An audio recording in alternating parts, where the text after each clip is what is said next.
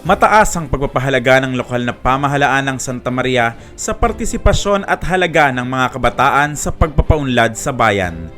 Dito sa Bayan ng Santa Maria, sa pamamagitan ng Executive Order mula sa Punong Bayan, binuo ang hanay ng Local Youth Development Council na siyang mangunguna sa pagpapatupad ng mga pulisiyang pangkabataan at magtitiyak ng katagumpayan ng mga programang magbibigay ng positibong pagbabago sa sektor ng kabataan sa ating bayan.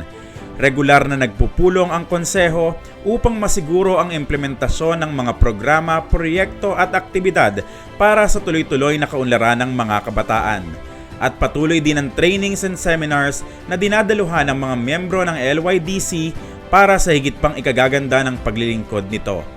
Mayroon ding binuong opisina para sa Local Youth Development Office na siyang mangunguna sa lahat ng mga gawain para sa mga kabataan na pinamumunuan ng kasalukuyang Designated Local Youth Development Officer na itinalaga sa pamamagitan ng Executive Order No. 26 Series of 2023. Isa sa pangunahing mandato ng tanggapan ang masigurong tuloy-tuloy na nagpaparehistro sa Youth Organization Registration Program or YORP ng National Youth Commission ang bawat samahan o grupong pangkabataan at para sa kabataan. Simula sa 6, sa loob pa lamang ng ilang buwang pamumuno ng kasalukuyang LIDO, ngayon ay 14 na ang YORP registered organization sa Bayan ng Santa Maria at 5 pa ang nagsisimulang mag-asikaso ng mga requirements ng kanilang organisasyon. Patuloy din ang promotion ng YORP sa Bayan ng Santa Maria. Maayos ding nagagamit ang pondong laan para sa kabataan sa Bayan ng Santa Maria. Noong 2023, 99% ang fund utilization rate sa Youth Aid Fund ng bayan.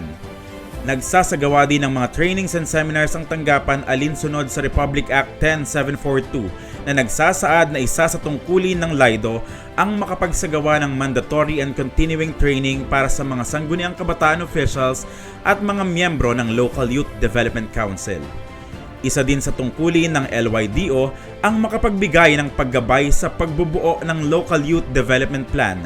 Sa kasalukuyan, dahil sa pagtutulungan ng LIDO, SK Federation at LYDC at sa suporta ng ating Mayor Omeng, Vice Eboy at Sangguniang Bayan, aprobado na ang komprehensibong Local Youth Development Plan 2024 to 2026 na tutugon sa napapanahong issue at pangangailangan ng mga kabataan. Patuloy din ang paggawa ng mga pulisiyang pangkabataan sa pamamagitan ng mga bagong ordinansa at mga kapasyahan. Marami ding mga pasilidad na nakalaan para sa ikauunlad ng mga kabataan. Bukod sa LIDO, nagpapatupad din ng mga programang pangkabataan ang iba pang mga tanggapan sa ating munisipyo, katulad na lamang ng World AIDS Day celebration ng Municipal Health Office na dinadaluhan ng ating mga kabataan at mga SK officials. Gayon din ang parada ng mga tala ng Municipal Tourism Office at Menro Santa Maria na nagtatampok ng husay ng mga kabataan sa paggawa ng malalaking parol gamit ang mga recycled materials. Bukod pa rito, kabi-kabila din ang ginagawa at pinatutupad ng mga programa at proyekto ng Local Youth Development Office ng Bayan ng Santa Maria.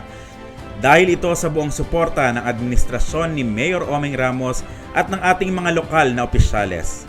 Sinimulan din ngayong taon ang pagbibigay parangal at pagkilala sa mga student leaders na aktibong nakikiisa at nakikibahagi sa mga programa ng ating lokal na pamahalaan sa pamamagitan ng pagkakaloob ng espesyal na medalya sa araw ng kanilang graduation o recognition day. Layunin ng inisyatibong ito na ipakita sa ating mga kabataan ang pagpapahalaga ng ating gobyerno sa kanilang partisipasyon at kontribusyon sa kaunlaran ng mga kabataan. Marami pa ang ating magagawa. Marami pang pagbabago ang kaya nating magawa dahil ang mga bagong kabataang Santa Maria kasama sa higit pang pagpapaunlad sa ating bayan. Dahil sa One Santa Maria, lahat kasama.